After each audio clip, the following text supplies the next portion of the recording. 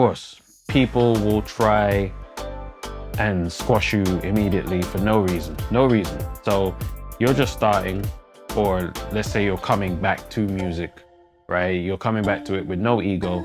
You just want to create, have a good time, find your groove, build your form, get your reps in, your EXP points, whatever you want to call it, however you want to say it, however you want to see it. And then there are people who, they know this is what your mission is. Like, you're not saying that you're the best thing ever. You're saying, look, I understand I've got to work to get my slot back in the rotation, or I know I've got to, work on climbing those echelons, those levels on the ladder. And still they'll try and just take you and crush you and destroy you for whatever reason. I don't know why, seeing as you're not bothering nobody and you're admitting that you're on a journey of improvement with your music. And that's what, if you're beginning as a musician, that should definitely be the goal. The goal should definitely be to improve, to get better, to outperform previous work. And I think that's the joy of it. It's like when that's partly why older men play golf. It's this thing where at first you don't really attach much competitiveness to it, but then once you start to figure it out, the goal then becomes to be a lot better about it, a lot more efficient, and be able to pull some style, play it off to the left, hit with a bit of fade, a bit of draw, and all of that. Anyway, yeah, I probably equate things to other things a bit too much, but yeah. So hold on, let me just take a look at this battery, because I have a feeling it's gonna die soon, and if it dies, it dies. That's all right. How are we doing over here? Yep, everything's fine. That is gonna die at some moment. If it does, I'll just start another video. This one's gonna end up being over 10 minutes, I'm sure. Yeah, so the next thing is, to always think ahead. Plan a couple of moves ahead with your music. If it's an EP, think about the singles that follow the EP. If you've got your singles and you want to release an EP, while you're in the rotation of setting these singles up and building that momentum, is to think about when it's the right time to drop your EP, so on and so forth. I was releasing music too close together at one point. There was like a month where I released a song every week. I didn't know, that you needed to give Spotify at least a month if they're going to consider putting your song in their playlist, so on and so forth. Again, think about all of these things. You don't have to do it that way, but just be mindful. Again, I'm not an expert. I'm only saying this because I tried and I messed up a few things along the way. So it's not costing me anything to share this with you. I get online. That's another thing. When you take part in the community of music, I found, all right, so you've got your Twitter. Fine, Twitter is, unless people know who you are, they're not really engaging with you. And you could be the most friendly person, be the most engaging, have the most kind of welcoming presence.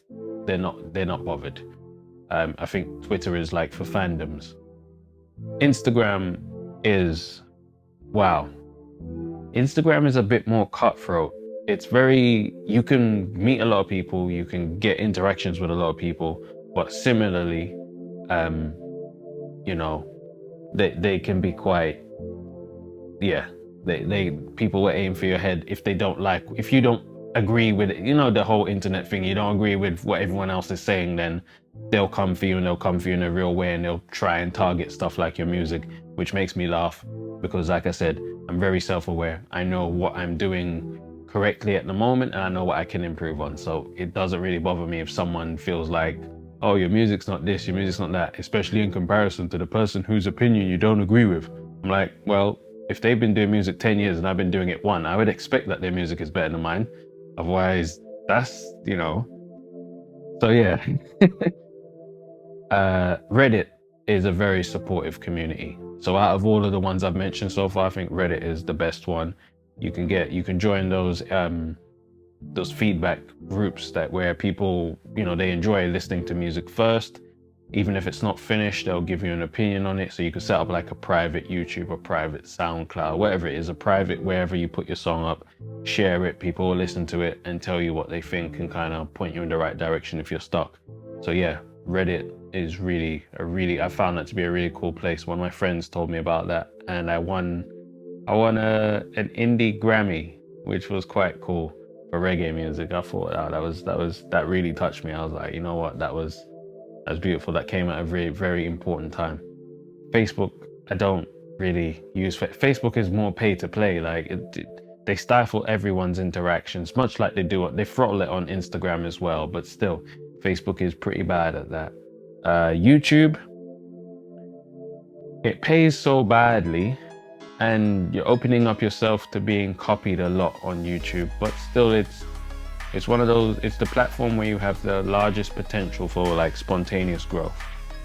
So it's worth the gamble. Just, be wary of what you put on there, I guess. And most people won't comment on your stuff again unless you almost have to kind of be behind them constantly, putting your thumb in their neck and asking them to comment. It's quite tough. But yeah, those are the main platforms I use. I've got music on, my music is on TikTok, but I don't use TikTok. I know people are, but I don't see the appeal, not to me at least. So I'm not even gonna talk about that. Music videos,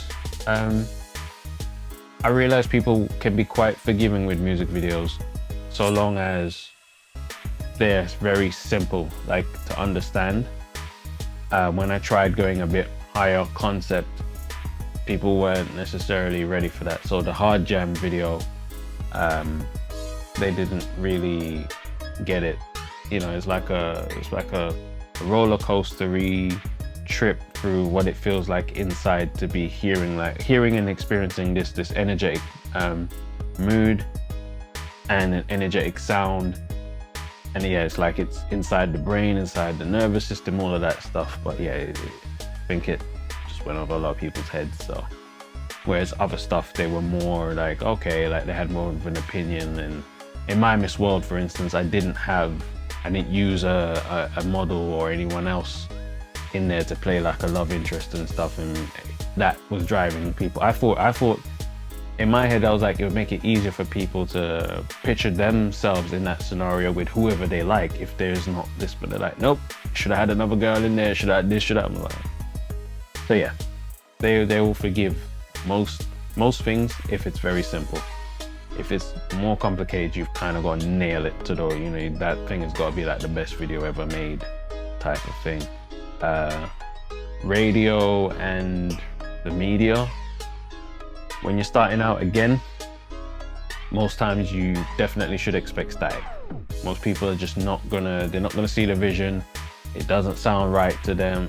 I think everyone has this polished record sound in their head, and that's what they're used to, and that's all they want to hear.